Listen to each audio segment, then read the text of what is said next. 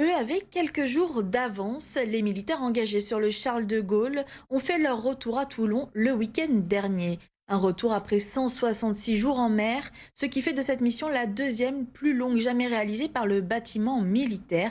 40 000 milles nautiques plus tard, il a retrouvé sa place à l'Arsenal de Toulon. Patrick Sauce et les équipes de BFM TV. Cela faisait plus de 5 mois que le Charles de Gaulle s'était éloigné des côtes françaises.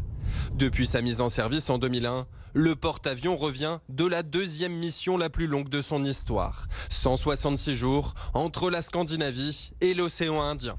À l'approche de son port d'attache à Toulon, les proches des membres de l'équipage attendent à quai. Sur le pont, les marins forment une ligne parfaitement droite, disciplinée, mais à la vue de leur famille, impossible pour eux de contenir la joie. Et là, vous le voyez, ils sont près de 2000, ces marins. Ils attendent, ça fait au moins un mois qu'ils n'ont pas mis le pied sur terre. Et ils vont retrouver leur famille pour une permission bien méritée. Ça me fait du bien. Franchement, je vais pas vous mentir, ça me fait du bien. Et aussi, c'est beau de voir Toulon. En 5 mois et demi, le groupe aéronaval aura parcouru plus de 40 000 milles nautiques, près de 2 fois le tour de la Terre. La mission, baptisée Lafayette 26, débute en janvier dernier par des exercices dans l'Atlantique, en mer du Nord, puis en mer Baltique.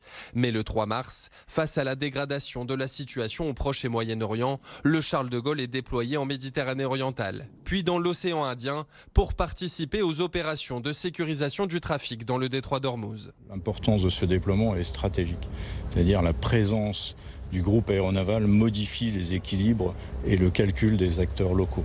C'est ça l'importance, c'est ce qu'on appelle de la diplomatie navale et la marine fait ça depuis 400 ans. Après des mois en fonction, vient le retour des instants légers. Pour les 2000 marins du Charles de Gaulle, l'ordre du jour est de profiter de la terre ferme.